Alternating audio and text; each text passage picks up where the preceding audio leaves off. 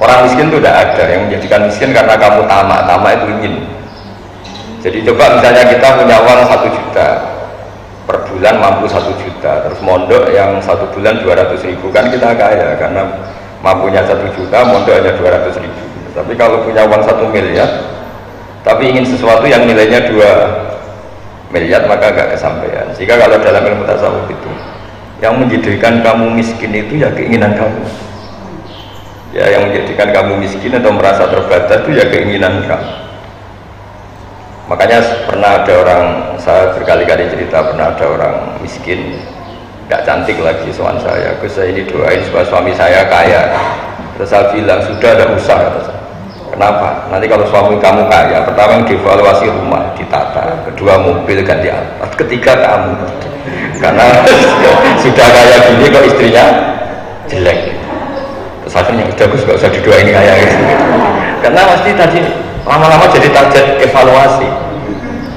Setelah suami ini kaya, yang dievaluasi pertama mungkin rumah, habis itu mobil, lama-lama apa coba? Nah makanya kalau dalam ilmu tasawuf itu keterbatasan itu tidak ada. Keterbatasan dimulai dari ketamaan kita. Sebenarnya memang saya rasakan ya enggak ada. Makanya masyhur itu Abu Yazid Al-Bustami nyuruh muridnya, ini ada uang 5, ya kalau sekarang mungkin 100.000 belikan daging 1 kilo, pulang muridnya, wah ini tidak cukup, harganya 150. Ya terus kata gurunya arkhisuhu, ya bikin yang lebih murah. Ya tidak bisa, 100.000 aja nggak cukup, apalagi arkhisuhu bitarki. Ya sudah, kalau uang 100.000 nggak cukup ya kamu jangan ingin makan daging, selesai kan. Jadi ya kamu jangan ingin makan daging. Jadi hidup ini menjadi mahal itu karena ketamakan itu. Sebetulnya kalau orang mau belajar alim itu di Indonesia banyak orang alim, tapi gara-gara dia merasa saya puas kalau belajar di Al-Azhar, saya puas kalau belajar di Ummul Qura, akhirnya dia tersiksa. Sama pondok lokal sudah tidak mau karena keangkuhannya, sama pondok yang di luar negeri tidak mampu karena keuangannya. Jika masalah intelektualitas, dia di Amerika tidak kuat, tapi sudah mencibir kampus yang ada di Indonesia. Jadi makanya kalau belajar ilmu pesantren itu nomor 1. Karena kalau tanya tasawuf itu orang bisa ngukur. Misalnya gini, ada cowok umumnya kan seneng cewek cantik, harusnya dia ngukur. Kalau saya dapat orang cantik yang nilainya di atas saya, berarti saya objek cibiran. Tapi kalau dapat yang sebawah saya yang subjek. Jadi ya keren lah, daripada dinyak mendingan minyak. Ya itu dia perhitungan, tapi kan lumayan, maksudnya daripada nuruti tamaknya tapi tidak kesampaian. Kalaupun kesampaian dia tidak posisi subjek tapi posisi apa? Objek. Daripada tangganan kiai top jadi penderek, mendingan yang di sorter belakang jadi aktor kan. Jadi itu ada perhitungannya. Dan ilmu tasawuf itu mulai itu, makanya di pondok, di ilmu tasawuf itu nggak ada orang medit, yang ada itu orang tamak. Karena begini, Pak Rektor, kalau dalam berpikir tasawuf itu, kamu sampai menghukumi orang lain kikir atau medit, itu karena kamu punya keinginan. Coba kalau kamu enggak. Makanya saya itu sering sama ngandani orang-orang yang mengundang saya. Orang undang saya itu berjudi, karena gara-gara ingin undang itu gampang kecewa kalau saya tidak bisa. Coba kalau dari awal gak ingin undang, kan gak pernah kecewa. Kamu menghukumi teman kamu medit itu karena kamu ingin utang, coba tidak pernah ingin utang, kan gak pernah menghukumi itu medit.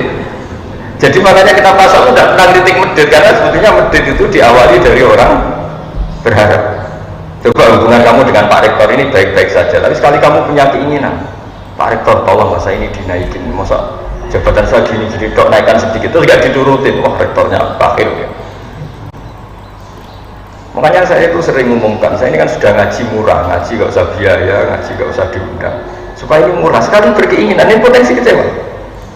Saya ini kan ya sibuk urus anak, urus pondok, tapi kalau orang undang nggak diturutin ya kecewa. Diturutin ngecewakan santri saya. Jadi makanya orang undang saya harus istighfar, karena mesti salah. Orang mungkin salah, mesti salah. Saya sendiri juga istighfar, karena kalau ada orang undang tidak bisa, saya juga merasa salah. Saya pernah didatangi undangan dari Kalimantan, gubernur kesini jauh-jauh, kesini saya mohon sekali gini-gini. Ya, saya bilang, saya juga mohon sekali jangan maklumi saya. Ya sama-sama nggak bisa. Karena itu cara ilmu tasawuf itu kecewa itu dimulai dari keinginan. Makanya ilmu tasawuf yang dikritik itu tamak. Coba kalau ada orang kamu bilang sombong, kenapa? Banyak orang meliti di jalan, kamu udah bilang sombong. Tapi ketika anda berkeinginan untuk dihormati, misalnya kamu tanya, terus bayangan kamu kalau tanya itu kan dijawab pakai tangan kanan, orangnya naik motor ya turun dulu. Ternyata enggak. Tahu rumahnya Gus Bah, gak ngerti. Jawabnya pakai tangan. Wah, orang itu sombong sekali. Kenapa kamu sombong? Karena kamu punya keinginan. Kalau kamu nggak punya keinginan, bahwa orang itu kayak apa kan kamu tidak mendesak untuk menvonis sombong apa enggak. Makanya ilmu tasawuf itu ilmu yang ngelola kun murodan walatakun murid, dan sudahlah hidup itu jangan banyak karut, nanti banyak kecewa. Ya memang harus dilatih, ini kan ngaji NU ya, harus dilatih. Orang itu supaya agak kecewa, jangan banyak. Makanya saya sering bilang ke istri saya tuh bayangkan istri kalau saya datang dari Jogja, saya sampai sekarang ke Jogja itu ya sering gitu. Bayangkan saya pulang itu pokoknya istri saya masih hidup, masih sholat, masih Islam, itu udah gak pernah bayangkan datang, disambut, dibikinkan teh, mari kecewa. Jadi saya biasa datang tuh ya istri saya tidur, dia tidur, anak saya udah gitu aja. Karena sekali saya punya harapan mesti kecewa. Bayangkan perlakuan istri seperti ini gini. Jadi kalau orang kecewa itu karena khayalnya sendiri, karena harapannya sendiri. Nah itu yang nggak dipelajari di kampus. Jadi ilmu tasawuf itu ilmu yang ngelola itu. Makanya saya bayangkan misalnya Universitas NU Jogja memperlakukan saya gini aja, ini sudah bagus. Tidak ada pernah harapan lebih kecewa nanti. Jadi itu ilmu tasawuf. Jadi apa hidup itu dianggap selesai. Saya bayangkan nanti mati itu ya mati aja sudah. Bayangkan surga itu ya yang gampang-gampang saja. Nah masalahnya sekarang orang itu harapannya tinggi, fisiknya tidak cukup, keterbatasan ya. Makanya ada keterbatasan. Jadi keterbatasan itu karena ada harapan tadi. Sebenarnya kalau tidak banyak harapan juga nggak ada keterbatasan. Tapi sekali ada harapan, banyak harapan pasti banyak kecewa. Itu kalau kamu minta jawaban saya khas pesantren. Kalau nggak khas pesantren malah enak. Gimana Gus kalau mau ngaji atau mau kuliah ada keterbatasan? Ya sana utang ke lembaga pinjaman malah ribet kan itu kan tidak rumus saya kan terus atau duha terus ben sugih. Malah aku mau tinggal sarana materi kan. Makanya saya jawab saya ilmu tasawuf. Jadi keterbatasan itu, kecewa itu dimulai dari keinginan. Kamu sampai menghukumi orang lain sombong karena kamu ingin dihormati. Coba kalau kamu tidak ingin dihormati, kan banyak orang di jalan, di perapatan gitu, duduknya gini sambil rokok. Kamu tidak akan menghukumi itu sombong karena kamu tidak punya kepentingan. Tapi ada orang yang kelihatannya sopan, ketika kamu tanya terus dia jawabnya cuek atau jutek, oh, sombong betul orang itu. Kamu mulai menghukumi sombong karena apa? Punya keinginan yang tidak kesampaian. Makanya di ilmu tasawuf itu yang dikelola satu itu keinginan. Karena keinginan ini yang merusak segalanya ketika tidak kesampaian.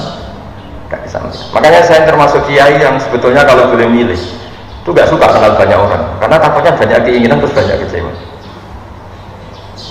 Masyhur itu ada dua fatwa di kitab Minhajul Abidin. Ada seorang ulama berfatwa aksir min ma'rifatin nas.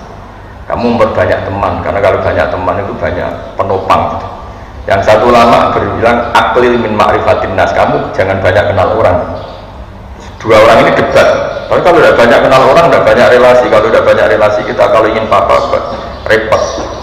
Terus kata ulama yang satu, wahal tungkiru ilaman ta'rifu, bukankah kamu akan kecewa hanya dengan orang yang kamu kenal? Kamu kan tidak bisa kecewa sama orang yang tidak kamu kenal. Jadi pertemanan itu juga harus siap kecewa, karena kamu pernah putus cinta sama orang yang tidak pernah kamu pacarin, kan tidak pernah. Soalnya ada artis romantik, wah saya putus cinta dengan dia, kan tidak bisa seperti kenal saja, enggak. Dan kamu tidak juga ketika yang cantik ini pacaran sama orang lain, tapi pacar kamu sekriting elek, kok orang dia senyum, cemburu. Gara-gara apa coba? Kenal dan berpengaruh. Jadi nah bayangkan kalau semua orang itu berharap sama presiden, ya tambah kecewa. Berharap sama menteri tambah kecewa. Termasuk berharap sama kiai. Bayangkan kiai itu ya baik, kalau ada tamu ditemuin, kalau diundang yang mau. Ya gara-gara bayangkan gitu terus dia gampang kecewa.